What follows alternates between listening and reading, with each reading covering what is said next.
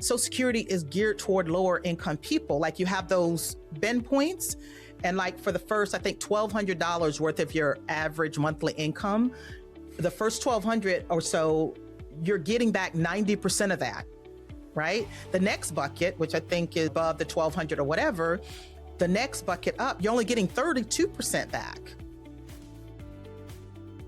My bottom line is, I know that the primary messaging from financial professionals is that you should almost always wait until 70. You're going to get 30% more and all these different financial reasons. And I'm just trying to say that there's other ways to look at it. There are some areas that I don't hear talked about as much that need to be considered. Welcome to Catching Up to FI, a podcast on mindset, money, and life for late starters of any age on their journey to financial independence. I'm Bill, and I'm a late starter. I'm Jackie, and I'm also a late starter, and we're your host.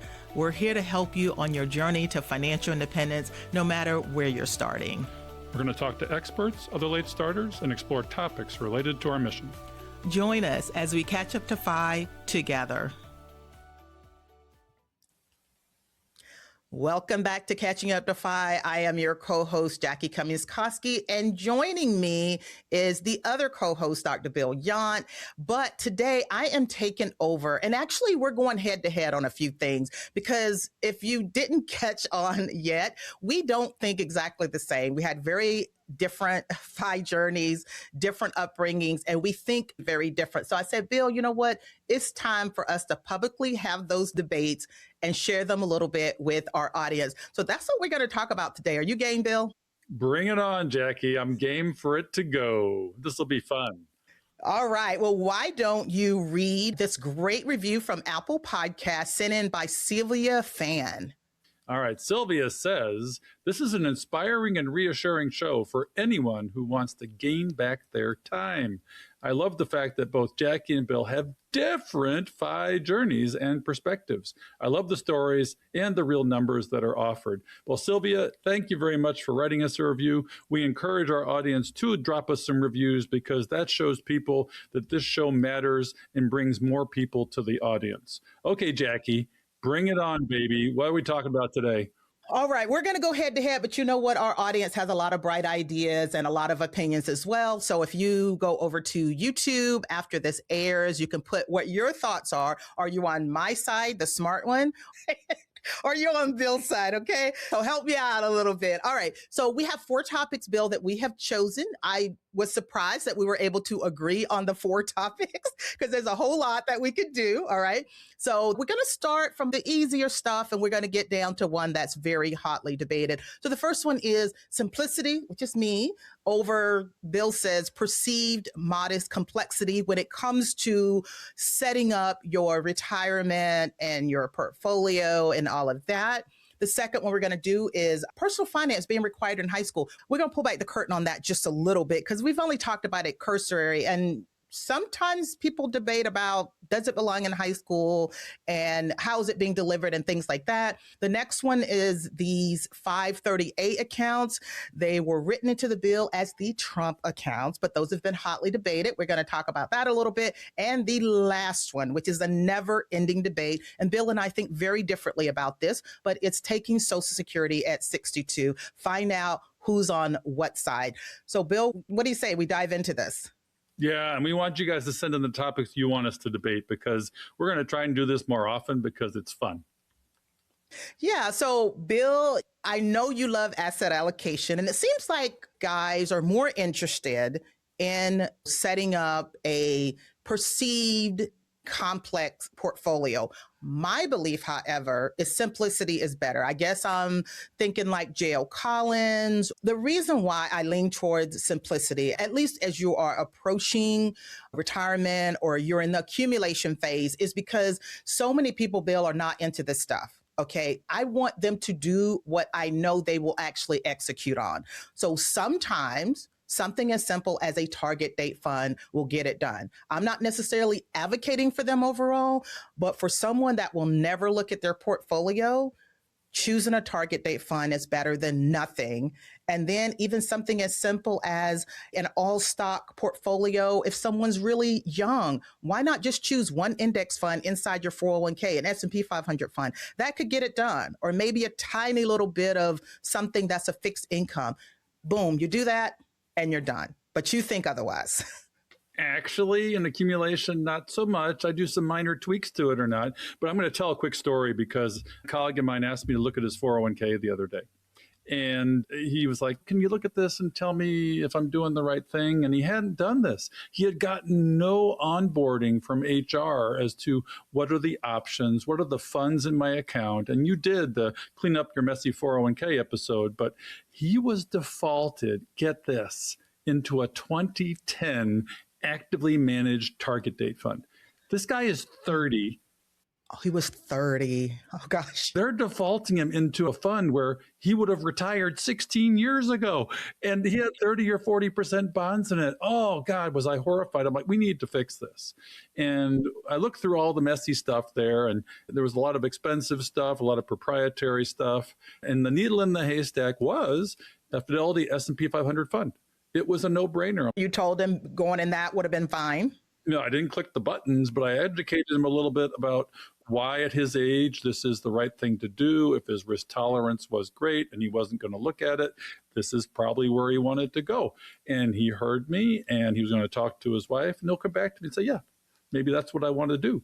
But he was able to log in on his phone, which everybody should be able to do. You got to log in, you got to look at it, you got to know what's under the hood. You'll be defaulted into something. And he was defaulted into a 16-year-old target date fund. Don't trust your institution to necessarily get it right for you, and then automate it and forget it. Auto escalate it, auto invest, try and set right up front that is going to be at least 10%, so you get your match and then some, and you're saving overall potentially 15%. And once you've looked under the hood, clicked or double checked your automations, then that's fine. If you're young, just keep on rolling, even with the target date fund, although it's a little painful for me to say that because it's got international in there. It's got potentially international bonds, and it may be a little bit more expensive and not give you as much of an aggressive upfront portfolio as you said with the S&P 500 as a solo fund, which I would agree with if that's all you got in the fund. If you have options, there's something else I would recommend if you want to hear about it. Yeah. And here's the thing to me, there are thousands of different strategies you can try to follow. Okay. But again, I'm thinking about the average person, not us that are listening to Personal Finance Podcast, but people like the gentleman that you were helping, maybe some of my family members that are not good with this stuff. I might get 20 minutes with them. What am I going to do? Am I going to talk to them about all these different strategies, or am I going to try to give them a very simplistic explanation? Now, I'm so glad that you pointed out that he was in the wrong target date fund. So I do clarify that. I make sure that they are in the appropriate one, because we do agree you don't sit on your employer's default because they're not perfect and nobody cares about that stuff more than you do. So the 2010 fund, that was probably a mistake, I'm guessing. And I found this out too, Bill, as I was preparing for the Clean Up Your Messy 401k. If the TSP, the Thrift Savings Plan, if you're a federal government worker, up until 10 years ago, they used to default you into a money market, no matter what your age was. So that was definitely not good. Now they do a target date fund, probably because that's the more responsible thing to do, because that will vary by age. So we agree somewhat on the accumulation part. And I know decumulation, you're all about your risk parity type of stuff. I don't even think you need to get any more complex. Whatever amount you want to live off of, let's say for the next few years, there's a small portion you definitely need to keep safe when you're starting to withdraw, and the rest could still be very simple. And there's only differences at the margin. There's not a huge difference, even if you're going for some of these strategies. But I know you think different. In accumulation, we actually agree a lot. If you read Jack Bogle's Common Sense Investing, chapters 18 and 19 are often quoted. As long as your macro asset allocation is set and you're 80 to 100% equities, 80, 90, 100, that's a growth portfolio. And you can throw little bonds in there. I would use treasuries, not BND or the total bond market, because corporates are correlated with the market.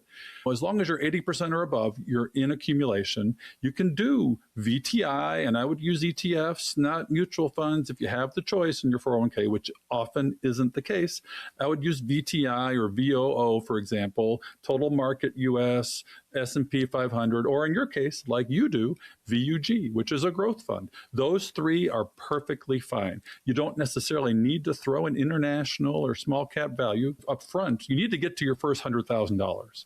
Then you can talk about a little bit of diversification. For my kids, what I've done is set them up with VUG, your fund, US growth, and US small cap value. That's Paul Merriman, and we can get on and on about small cap value. But the reason is those two US assets operate in different market environments. Small cap value operates a little better in inflationary growth, and large cap growth operates a little better in deflationary growth where interest rates are low. And so you're going to get things operating well at different times, and you can rebalance them and get a bonus. So that's why I set them up that way. And I even gave them a little bit of Bitcoin, just for fun. The majority of people just would barely understand what you just said. So I'm always thinking about that person and what can I say that's going to stick with them, that they're actually going to execute. For you and your sons, you're there to help hold their hand and to help guide them. But for that person that just got 15 minutes with me or you or a friend or whatever, they want it pretty simple. And I just don't believe that it has to have all of these perceived complexities. And I'm okay using the term perceived, but really for most people, perception is reality. And they may not have the interest or the inclination to want to do it that way. So I just want to leave our audience with this. Whenever we're having these discussions about asset allocation and we're bringing in some of the experts, you do not have to do it that way. We just want to arm you with lots of different options and to help you think through some additional things beyond just the basics. But if you want to stick with the basics, I think you're still going to be okay. You don't need to get complex. Yeah, I agree with you, actually. Just a little tweaks and accumulation, but decumulation is a different story. You mentioned your strategy, and yes, I'm a risk parity guy. People think it's complex. People think it's a complicated word. But when you edge into retirement, I think you want to diversify because the weather in the markets is different, and you want to prepare for all kinds of weather. Get on your raincoat, get out your umbrella, get your suntan lotion on, because there's going to be hot markets, cold markets, and you want to prepare for all of those, in my opinion. You do it your way with some individual stocks, growth fund, and cash. Fine, that works for people. That is sort of a pseudo Boglehead's way. There are bucket strategy people like Fritz Gilbert. That's much more complicated in my mind than risk parity, for example. There's lots of ways to do it, many roads to Rome, but my encouragement would be to educate yourself and find out what works for you, your risk tolerance, your mindset, your sleep factor at night. But talk to people about this. Don't just get locked into one way to do it. Understand the breadth of the choices. And when you sit down with your kids, when they get their first job, if it can't be you, find somebody that can sit down with them, read through this messy 401k and say, you know what? There's 2 or 3 choices here. This is what it looks like under the hood. What do you think works for you? I think this might be better. And I would encourage people that are getting their first job, don't stick your head in the sand. Log into your 401k. Make sure it's set up okay. And if you don't understand it, find somebody that does. Because these human resources departments do not help you. They just do not help you. Yeah, I can vouch for that. I can vouch for that. So yeah, we just want to empower you. And I don't know who won this debate, but I think maybe we're thinking more alike than not. I just don't want people to walk away feeling when they heard this very deep conversation, an hour-long conversation about how their portfolio should be allocated, thinking they need to just blow it up and do it all over again. You don't. Simplicity still works. And that is where I am today. And I used to try to make it too complex, and I didn't do any better than what I'm doing right now. So thank you for engaging me in that. But the important thing, Jackie, is whatever you do decide on, stick with it. Stick and thin through all the weathers, because if you start jumping around because you get caught in, oh, this fund's doing so much better, and you get into this tracking error and recency bias things we talk about, and then you jump to that fund, it's probably hot, and then you've just sold low and bought high. You want to set it and forget it with your allocation, especially in accumulation. Yeah, so important, so important. And that's the best note to leave off of. Get what you want, figure out how you want it, whether it's simple or complex, and stick with it. The market has been all over the place this year, right? So we're all got that on our head. Oh, this week it's down. Let me switch out. And then next week, boom, it's back up. Stick with your plan. Okay, so this next one, now we know where I fall. Personal finance required in high schools in order to graduate. I'm a huge supporter of that, but I've been taken down a few notches by some people that are not the biggest fan of them. Why don't you talk about some of the things that come up on why people seem to not be as excited about this as I am? Well, the interesting thing is almost everybody universally said in our generation, I did not have personal finance in high school. I did not have personal finance at home. I was left in the deep end trying to tread water and figure this out for myself. And it seems so complicated. The financial services industry wants you to think it's complicated, that often, like me, you stick your head in the sand and you wake up 20 years later and realize, ooh, I should have done something better and sooner. So with regards to personal finance in high school, yes, I do think it should be there. I think it should be a dedicated class, 6, 8 weeks, maybe even a whole semester, by a teacher dedicated to this subject who is passionate about it. It shouldn't be an off again, on again class by a sociologist or economics class. And they're actually changing. There's been this economics micro macro and an AP test for it. They're now doing this for personal finance. I'm seeing AP personal finance come out in some of the high schools and be supported. So yes, it should be there, but I think parents should pair this with a job. And students are often required to do social service for school. At least my kids were. They took our dogs to a hospital, visited with patients with cancer, and yes, that's very valuable. But that teaches them no money skills. It teaches them how to give with their time. A job at McDonald's, you worked at Shoney's, I worked at Daryl's. I was checking people out in the grocery store. I was stocking shelves. I was washing dishes at a breakfast place, Ye Olde Waffle Shop in Chapel Hill, North Carolina. I was working since I was little. Nobody taught me what to do with my paycheck. I thought it was just money that was supposed to be spent. I could have been saving. The Roths existed around then. I could have been doing a bunch of things, but my parents didn't talk to me about, okay, this is taxes, this is savings, this is investing, this is giving, and this is spending. But spending doesn't come first. Spending comes last. Simple things like that. And then just get a Roth started. Throw money in there. Learn how it works. Watch it go up and down. Have them buy the S&P 500. It ain't rocket science, okay? You can open a Roth in 5 minutes. Get this kind of thing going when they have earned income.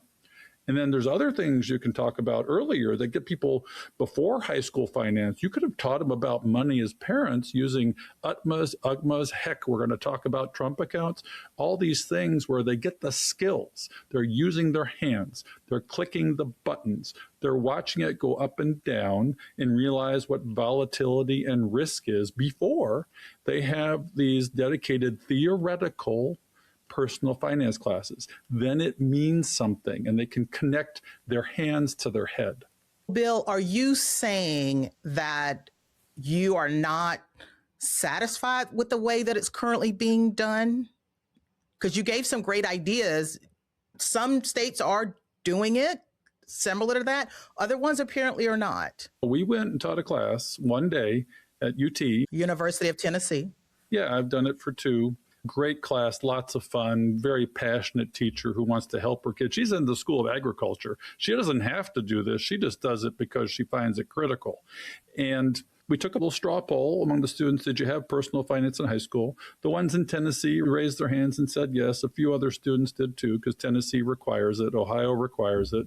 30 states require it now. Some have implemented, some haven't.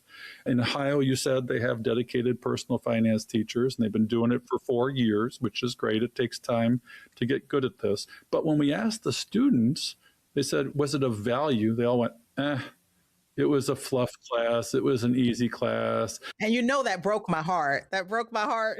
I was half asleep and it didn't mean anything because it didn't connect with physical dollar bills and money. What was the reason, Bill? Did someone say that they had videos that they were watching?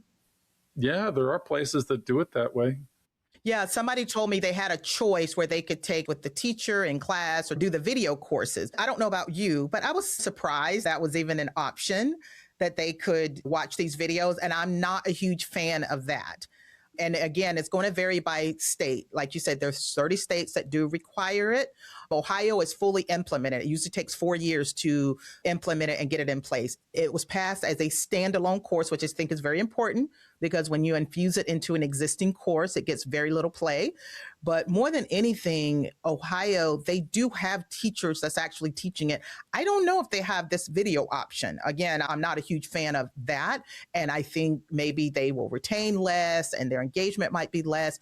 But I do want to shout out one of the best resources. Every teacher that I ever talked to that is focusing on personal finance, there is a free resource funded by Next Gen Personal Finance. They have the best material and support for financial education in a high school. Tim Renzetta, we had him on the show, Next Gen Personal Finance. So there are good resources for any teachers that want to teach it. So if you've got a kid or you're involved in your community and you see that personal finance, they're talking about teaching it or whatever, having a live teacher to me is going to be the best option.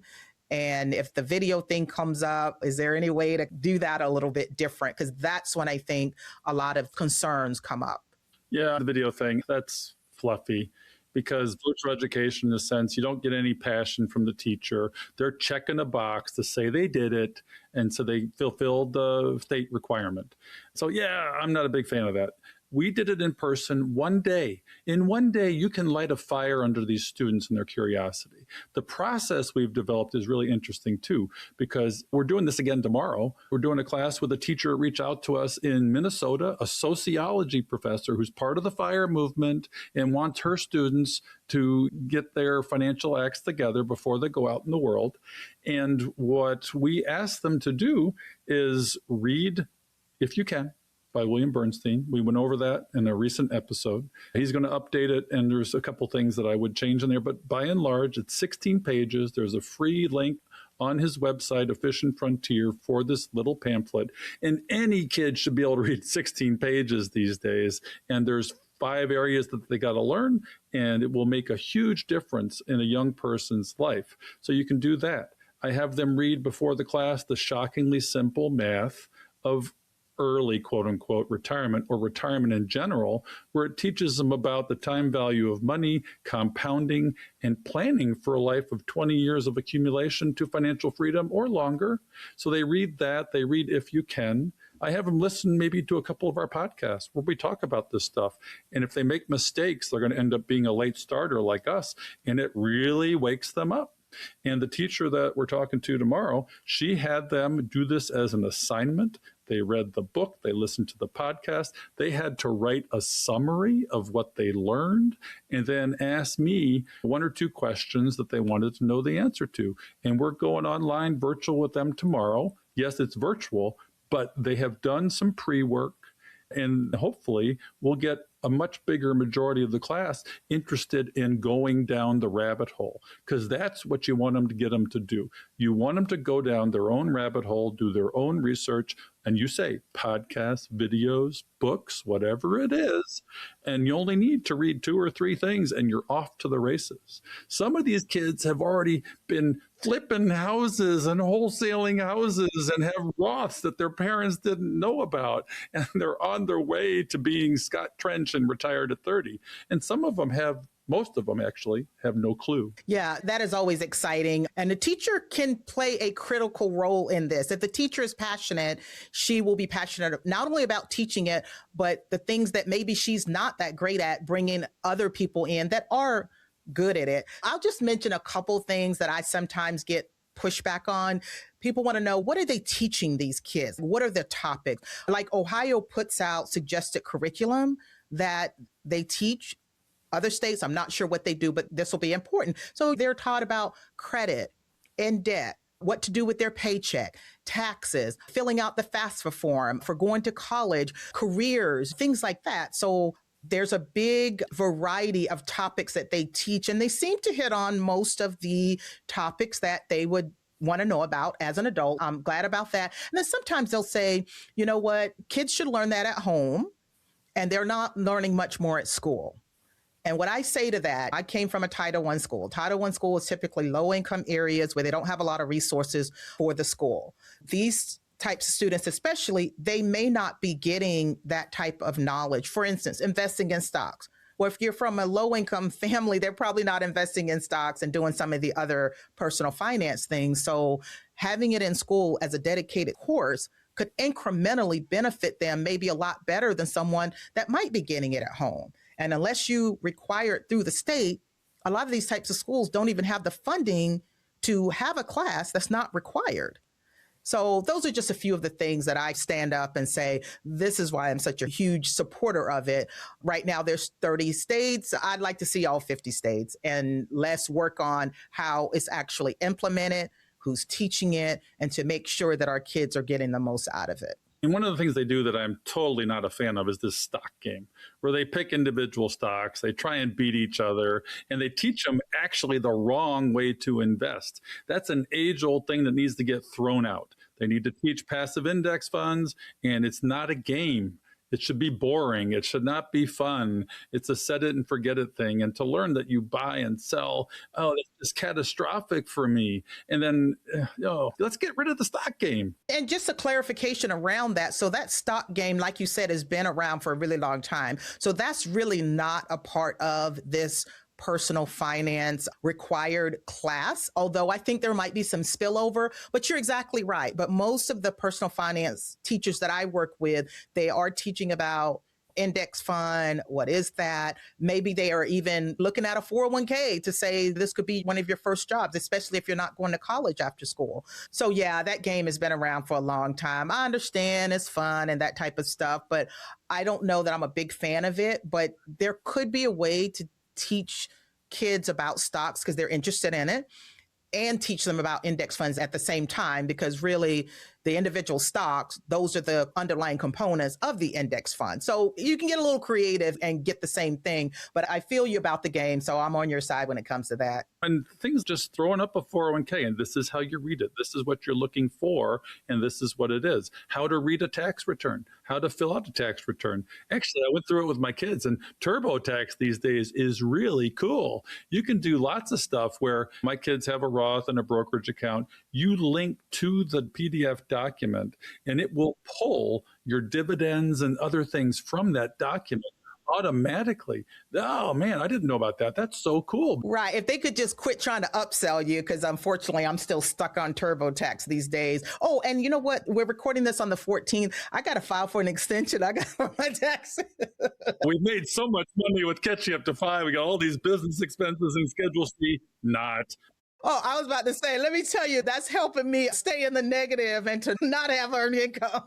Well, I was just talking to my kids about their refund. And I said, that is not to be spent. Well, they're getting a refund. Yeah. That's great. That's the good news. Yeah, well, my one son got an earned income credit because he earned so little. And he did all these things, and he has an HSA, and so he could add that to his standard deduction, and he was negative, and he got like a $1,600 refund on a total income of $10,000 because he was only working the last quarter of the year. That's a good point to say, even if you were a low income earner, and a lot of times this happens with high school and college kids, they won't file a tax return. File a tax return because you may just get a refund.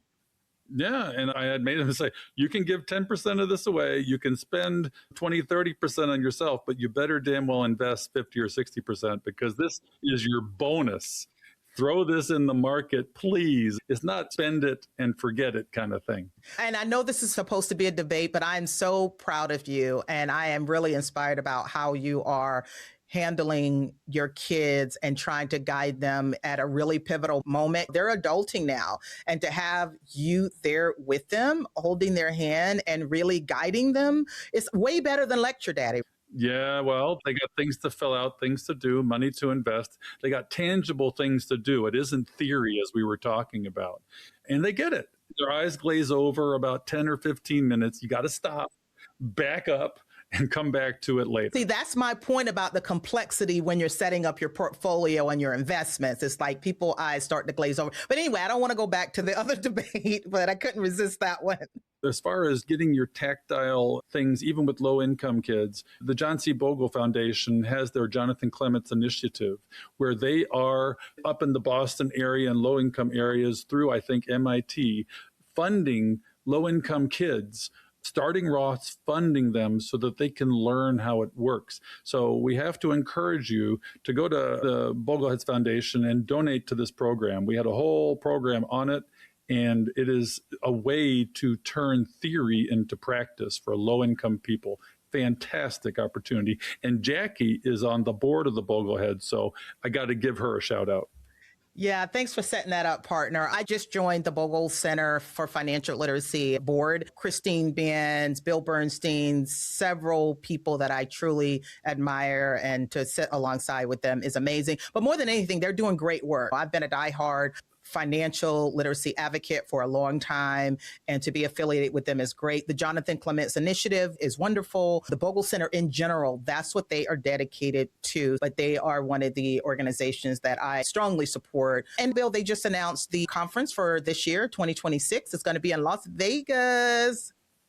So we're going to go and gamble. I wonder how Bogleheads gamble. I wonder what it's like. The penny slots. No, I don't do that. Look, I'm looking for the closest blackjack table that I could find. I'll have an exact amount of money that I just want to play. I consider it entertainment. I'm not trying to make money off of it. Yeah, it's going to be in Vegas. I know that sounds a little counterintuitive. Guess who's talking at the Bogleheads? Ooh, tell me. We got invited to speak at the Bogleheads, and it will be a surprise. This is a family affair. I encourage parents, the older Bogleheads, the middle Bogleheads, or the non-Bogleheads to bring their kids or bring their parents. We got to talk about family fi, generational fi, and we do see families there. There was a family where the father said, I'm taking you there. I'll pay for it. You've just got to go and pay attention.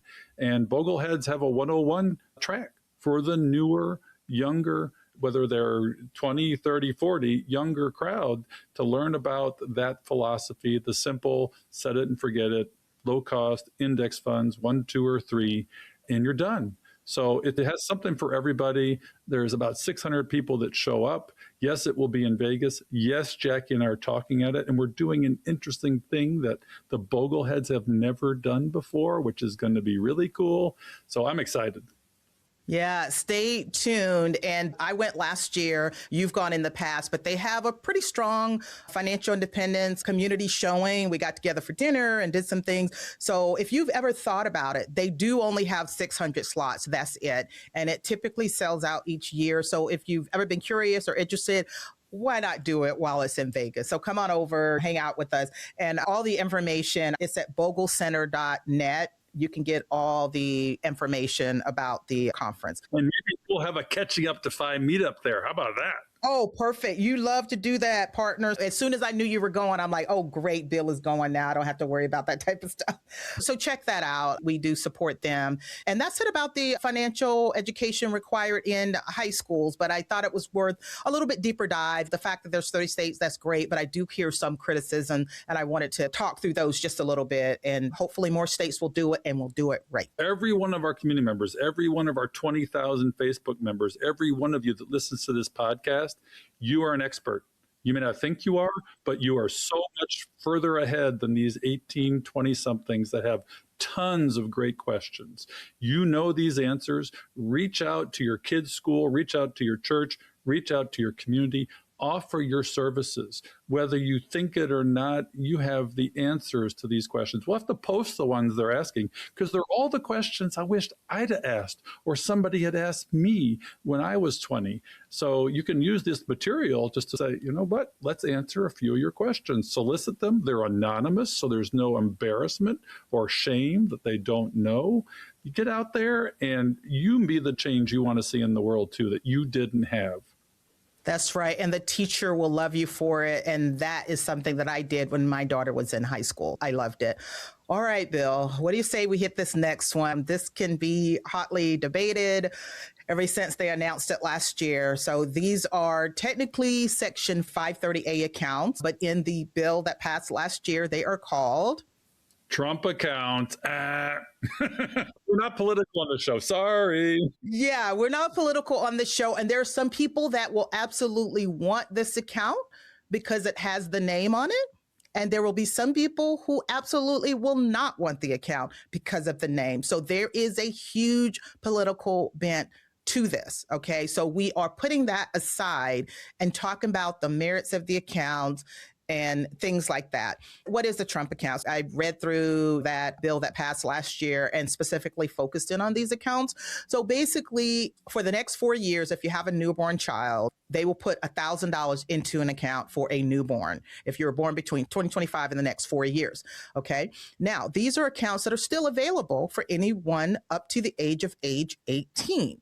So even if you're not getting the $1,000, you can still open the account. You can fund it. I think it's up to $5,000 a year, something like that. Your employer could fund it. Nonprofits can fund it. So here's the big question everyone's asking.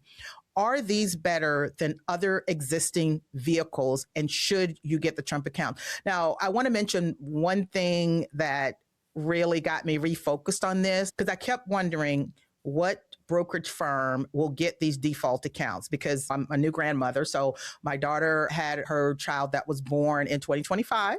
So eligible for the $1,000. My belief is that you should go ahead and get the $1,000. Now, if your convictions are very strong about not getting it, then that's fine. But she was filling out her taxes bill, and I guess it gave her a place where she could check whether she wanted to be defaulted into the Trump accounts or her daughter. Okay. And she asked me if she should select it. And I said, these aren't going to be available until July. So don't select it right now and you'll have plenty of time to get it because here's what I thought would happen. They will scoop up all the accounts where people opted in and they will find whatever broker for whatever reason they chose them and put all those initial accounts together. And that's exactly what happened. They just announced that Robinhood, yes, Robinhood, is the broker of choice for anyone that has signed up for a Trump account that got the $1,000 or probably otherwise, anyone that signed up for it. You can find the details on that website, but they didn't really disclose the criteria or anything like that, but they are the trading platform. When I went to I think it's trumpaccounts.gov and they showed a screenshot, it looked like the Robinhood screenshot. But anyway, so that's where we are with that. And I guess the main question is, should you participate in the Trump accounts? Is this vehicle better than other vehicles for saving for children? And what's the big debate about with this bill? You're a grandmother and your daughter had a baby. So yes, you're going to be involved in this first 4 years. That's great. $1,000 in, I support that. The name aside, this is a vehicle. It is an opportunity. There are UTMAs and UGMAs, custodial accounts. You're going to have your granddaughter model and open a Roth for her, which is a cool way. You're going to pay her $100 an hour, maybe, to be a model for catching up to 5. Yeah, who knows? I can get very creative. Yeah, so she can have a Roth, she can have a 529, she can have an UTMA, she can have a Trump account. Now, the Trump accounts turn into basically IRAs, okay? And the money's locked up until you're 18. And after that, it's an IRA and you have the 10% penalty to come out. So it's functionally a pre-tax retirement account for a kid that they haven't had. The UTMA is a brokerage and the Roth is a Roth, as we all understand. They can have that little tax triangle of accounts and have a balanced accumulation starting at birth. It's pretty cool. So used in conjunction with the other accounts as a combined portfolio, say, it's probably a good thing. But you may not have money to put in all these accounts and you have to pick. what are you going to do with your grandkid? Yeah, so that's the thing. It doesn't have to be all or none. My view and the way that I'm talking with my daughter about it is that go ahead and take the $1,000 that's free. Why would you not? And again, if someone has other reasons, then that's okay. But I'd like to take the $1,000. I feel like the 529 college education plan is the next best option for a kid that you plan on helping to get through college. Obviously, you can't use it for all the other things that some of the other accounts can. But remember that law changed a few years ago where if you've had the account, the 529, for at least 15 years, you can use it as a funding source for a Roth IRA. So you can convert it. But again, they still have to meet all the criteria. So those are my first two accounts. And you don't have to be maxing them out. Like, for instance, if we take the $1,000 and we open up a 529, I'm not going to feel obligated to fund that up to $50,000 or $100,000. Okay. I just want to get it started and I want to get the compounding going. 5, 10 years from now, I don't know what it will look like. But one other unique thing about the 530A accounts, these child savings accounts, is that they had some unique provisions in there that I've never seen before, Bill. It tells you what can be in the account, and it can only be a broad market or U.S. index fund. And they mentioned an S&P 500. And this is my favorite part, the expense ratio cannot be more than 0.1%. Now, we know Vanguard has S&P 500 funds for 0.03%. They limited it to very low cost index funds. It doesn't need to be anything fancy, back to my simplicity part of it. So there are some good things in here, but most of the debate, I think, is in the political realm. There's some other billionaires that have been coming up with different ways to make additional matching contributions as well. But this one has just been talked about so much. I guess the best thing I like about it is that it is bringing up the conversation about how to save for your children. So even if you don't do this Trump account, it begs the question, what other options do you have to save for your child? So the example of compounding, I mean, that's cute and all, but that's true with almost any vehicle. It depends on what you put inside of the vehicle. It's still going to get the same compounding regardless of what vehicle they're in. Well, I saw an interesting video recently. I think I posted it to the Facebook community. David Bach, who's been out and about doing his updated Automatic Millionaire tour, who will hopefully be on our show next year because we missed the boat on getting on the show this go around. But I have communicated with him. He'll have it back. But he was on the Mel Robbins show and he had a stack of $100 bills, $10,000. And he said, $10,000 is what you waste every year if you spend $27 a day. And if you were to invest $27 a day for 40 years, how much money would you have at an 8% real return, Jackie, at age 60, 65 after 40 years? After 40 years, if you did $50 a week, because that's always my example. $27 a day. 27 a day. My math is not that great, but my example is always $50 a week. And if you did that for 40 years, you'd have over $1 million if it was invested in an S&P 500 index fund. Do you have the number for $27? $4 million you'd have. A whole lot more than $1 million. My math doesn't work that quick, but no matter what, the whole example is compounding and how critical that is.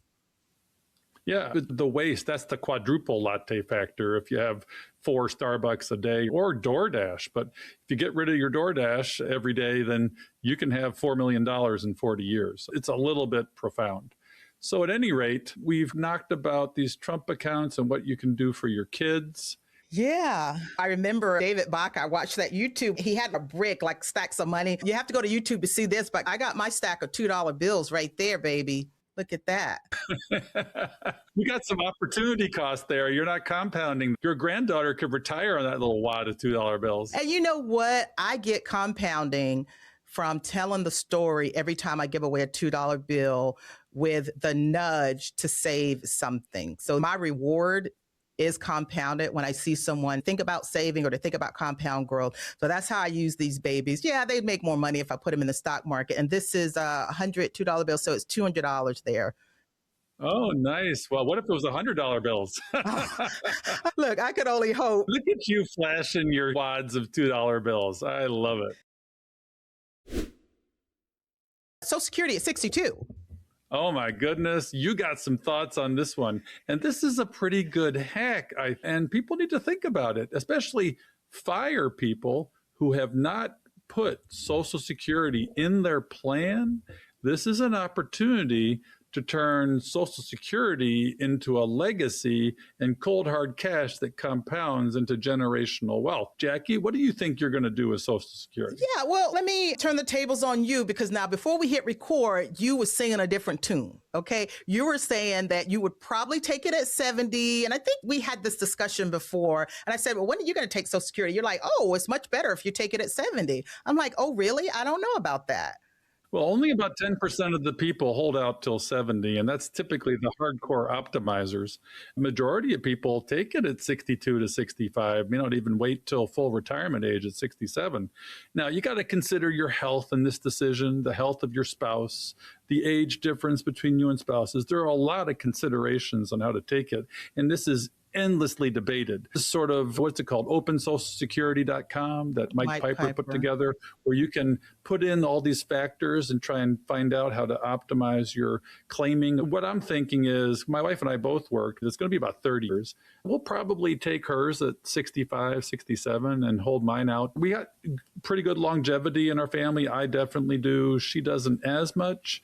There's that spousal benefit that she could have, and it's a longevity insurance in a way. You don't want to outlive your money. It's inflation-adjusted annuity, basically, guaranteed money, guaranteed to grow with inflation. You lose about 30% of your monthly benefit if you take it at 62, and you gain 8% a year after 67 up to 70 if you wait. So there's some real numbers here that you got to think of, and it's in flux. I have an advisor now, so I can optimize for this and run the plan with him. And right now, I think it's at 65 to 67 for my wife and 70 for me. Okay, I knew you were going by that. If we're honest, every time we have a financial professional talking about Social Security, they almost always push people towards taking it at 70. And the reasons are typically math, okay? And we know 80% of personal finance, including Social Security, is psychological stuff and maybe some intangibles that you can't hold in your hand. And some of the reasons, like I plan to take it at 62 or 67 at the latest, okay? And I'll just mention some of the reasons why. Now, you were trying to box me in and say, so everybody should take it at 62? No, I'm not trying to say that everyone should take it at 62.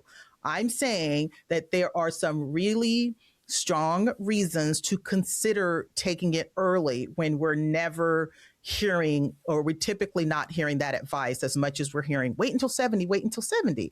Probably the main reason I wouldn't take it at 62 if I had a lot of earned income, because remember, Bill, if you are under the age of 67 and you are working and you've got earned income, they will start to withhold part of your benefits. So I wouldn't want that. But as long as I'm working for catching up to FI, I don't have to worry about that.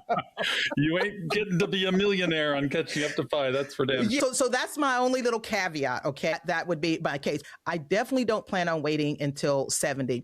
Now, the other thing, and I don't know how your advisor talks to you about this, but I feel like there's a little professional bias when it comes to financial planners, financial professionals, because typically they are working with higher income earners. So there's a lot more options available. But if someone's a lower income earner, it might make sense for them to do it because Social Security is geared toward lower income people. Like you have those bend points. And like for the first, I think $1,200 worth of your average monthly income, the first $1,200 or so, you're getting back 90% of that. Right? The next bucket, which I think is above the 1,200 or whatever, the next bucket up, you're only getting 32% back. And so it's geared toward lower income people. So it might make the case for lower income taking that much. But probably one of the biggest ones that I just hear no one talking about, Bill, is the demographics around longevity. There are differences in ethnicities and backgrounds, okay? And I did this research, and there's research that shows the differences as well, not the Social Security Administration. Remember, Social Security can only take average life expectancy. They can't change it because you're a woman. They can't change it because you're a man or anything like that, right? But we can. So I looked at an Asian woman and a Black male, And the Asian woman has a 10-year longer life expectancy than the Black male. And that's looking at age 60. So that might have a little something to do with, or it should at least go into the thought process that sometimes these demographics, sometimes socioeconomic status, what your profession is, where you're located, things like that just don't get talked about. But again, that could make the case for taking it a little bit sooner. Yeah, and what you told me is you're thinking hard and long about taking it at 62 and probably in 100% equities, because it becomes a legacy for you to your daughter or your granddaughter, where if you don't need the money and you're able to take the risk and you're not necessarily worried about longevity and guaranteed income, I guess. It is for sort of the well-saved or over-saved person, I would think. That is an option where you can turn that money into taxable equities where, when inherited, you get a step up in basis and they pay zero tax on them. That could be pretty cool, and it's something to think about. It's certainly riskier, though. Well, why is it riskier? Well, you're not going to get the guaranteed income. You don't know what's going to happen. And it's got to be money that's going to be sitting around for 10 or 20 years that you don't want to access. 90% of the time, you're going to earn money, gain money in the S&P 500 after 10 years. And 100% of the time, it's never lost money at 20 years. Right. So you're turning guaranteed short-term money into long-term money. So yes, it is more risky. And you're putting it in a market where, you could have a 30% drop. And can you afford that? Right. Or it could be zero. And the thing that I like that you mentioned is that when you take it a little bit early, you are unlocking things that you can do with that money. You are turning a stream of income into an asset. The stream of income, Social Security, you cannot put a beneficiary on that. Even if it's a spouse, they're not going to get yours and theirs. They're only going to get the higher of the two. And anyone else will not be able to get yours unless they're like qualified family members like minor children. So if I can take this money, even if it's a smaller amount, turn it into an asset, it may be an asset for me, or I have the choice to make it an asset to leave as an heir. And like you said, if I put it in a brokerage account, there's a step up in basis. So everything that I earned, now my little grandbaby will get this, or whoever I decide to give it to. Or you're all about giving these days. You can take that income, turn it into an asset, and donate it to a charity. So it just gives you a lot more options on what to do with the money, because no one is the beneficiary of your Social Security where they get 100% of it. At best, it's a spouse or minor children or some other where they may get a portion of it, or they'll get the higher of the two. And that brings me to a third or another area to think about that begs the case to take it early, okay? Sometimes you might have an older spouse. Let's say the husband is 60 and his wife is 45 and they've got minor children. So if he turns on his Social Security at 62, then that unlocks benefits for his minor children. So that could be beneficial and a good reason to take it early that I really don't hear a lot about. Yeah, but as you mentioned, earned income is going to reduce the benefit too, because if you're still working, what do you take it at 62? You got to keep that in consideration as well. So you're right. It's an irrevocable decision at 62. And yeah, if you're working, that would definitely lean towards you might want to hold off. But that's only W-2 and 1099. If it's passive income, maybe you get something from a pension, maybe you get some other type of income that's not earned income, that doesn't count. But if you're getting W-2 or 1099, yes, that would count. So yes. And then when you take it, that kind of reduces your window for things like Roth conversions. It can affect IRMA. And so there's a bunch of interrelated things that if you delay Social Security to 70 and you reduce the income you realize, you have more room in a tax bracket to convert to Roth before 70 or RMDs. So there's a bend point with regards to being able to take the maximum Roth conversion at 70 because of Social Security. And again, at 73, when you start taking RMDs, when they kind of go away. For us, once we stop working in our quote unquote lower income years, that's where you can get money out of your IRA or your 401k and into Roth, which is a great thing to inherit. Whereas an IRA is probably one of the worst things to inherit. Yeah. And to your point, let me flesh that out a little bit more. When you're talking about RMDs, concerned about that, and concerned about IRMR, those are typically wealthier people's problems. Because if you're an average income earner, if you're single, I think you have to earn over $100,000 or have over $100,000 of income to even get into IRMA. So then you're going back to, okay, does this impact me and my income level? And unless it does, well, again, you're back to the case of maybe taking it before 67. And so those things are of concern of certain people, and you've got a financial planner, so he's going to look at all of that for you. IRMA is not, we had Sean Mulaney and Cody talk about IRMA is really not that huge of a deal. It's a very tiny percentage of what you would pay additional if your income is higher. So that gets mentioned, but I think sometimes it's made out to a bigger issue than it really is. No, that's true. One of the important things about reading their book is not to fear taxes. Right. They're not as bad as you think. There's not as big of a tax bomb at 70 or 73 when you start taking RMDs, if you got a lot in your IRA. IRMA is not as big of a deal. You got to think about your lived lifelong tax experience, and there may be little extra costs along the way, but there shouldn't be the fear of God put into you that you got to get everything into Roth by the time you're 73.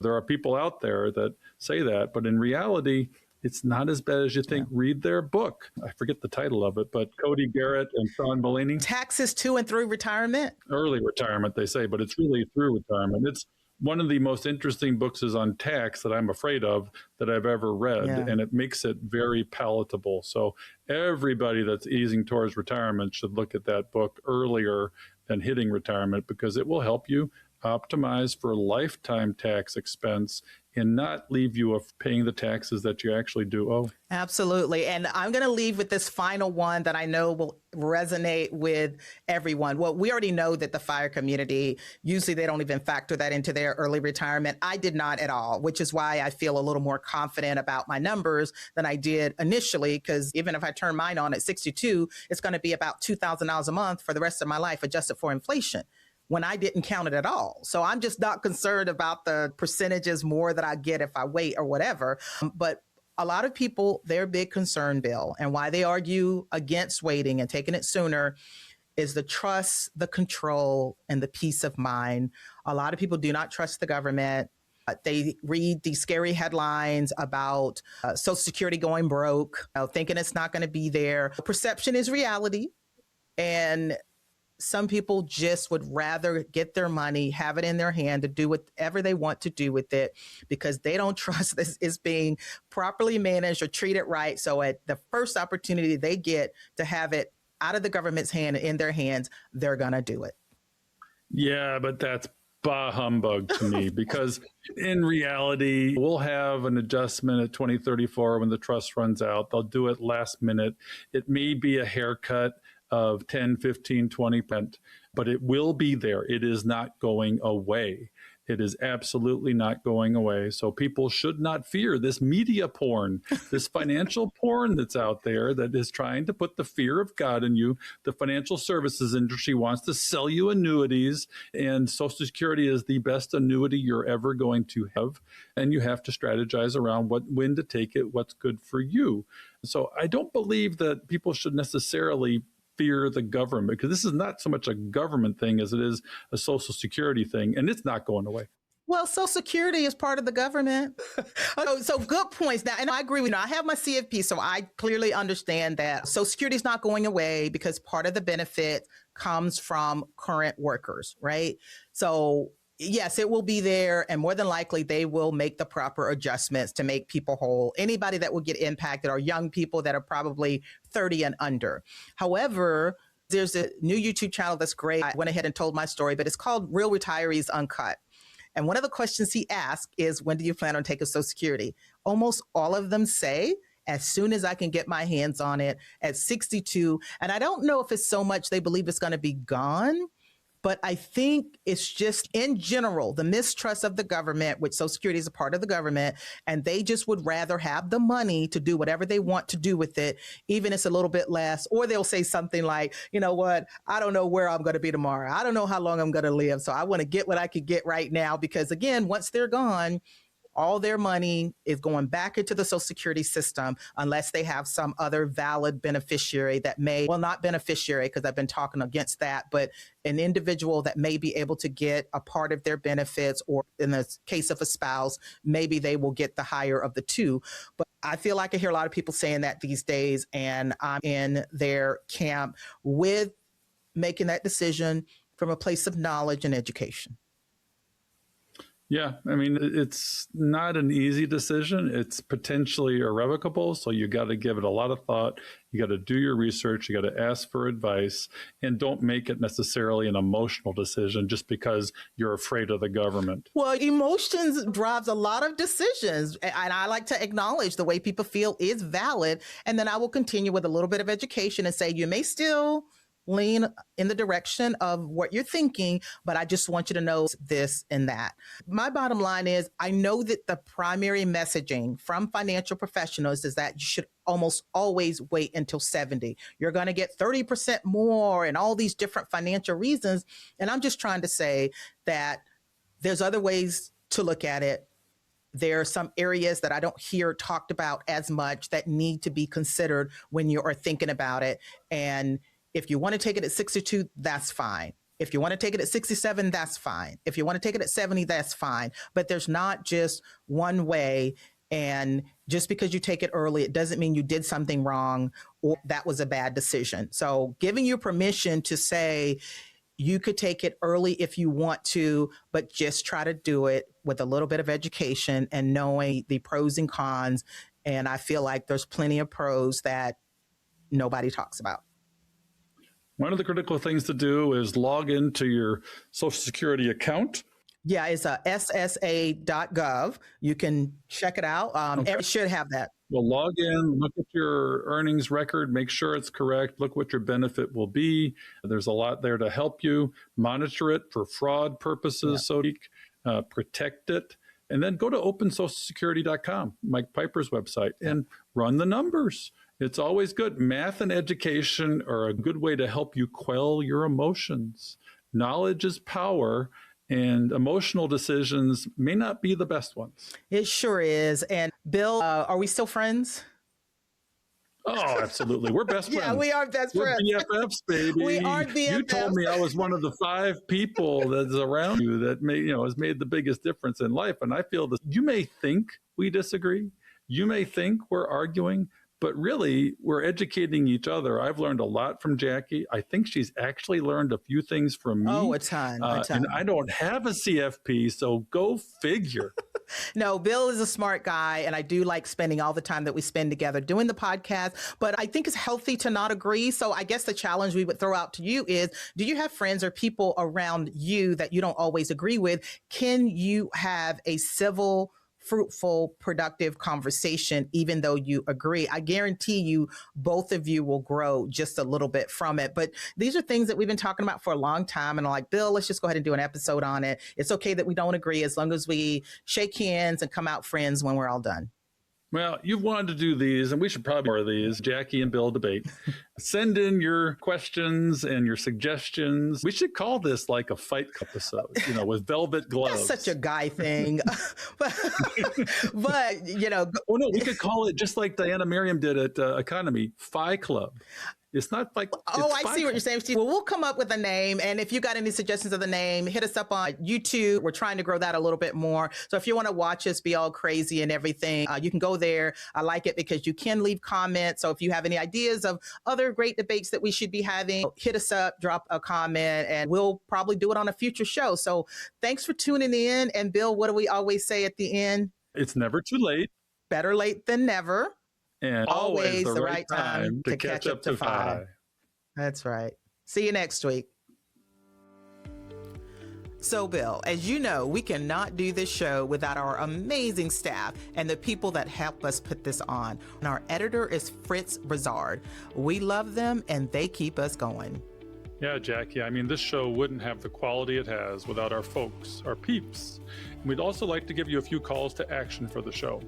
We love our community and we hope you love us back. If you would like to support the show and our mission to help late starters, you can do that at Buy Me a Coffee, which is a platform that allows you to make a donation. The link is in the show notes and on the website. Check out the show notes for resources mentioned in today's show. Also, head on over to our website at catchinguptophi.com and check out our vetted resources, partners, and affiliates for discounts and their services because we love sharing great deals.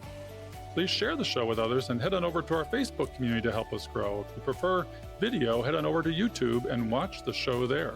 We hope you've enjoyed this episode of Catching Up to Phi. We would appreciate it if you could also leave us a 5-star review to help our message reach others. And while we are financial educators that love to teach, remember that our content is for general education and information purposes only. We are not providing financial, legal, or tax advice. Always do your own research or consult a professional before making important decisions. So, Jackie, we'll see our audience next time on Catching Up to Phi. Cheers.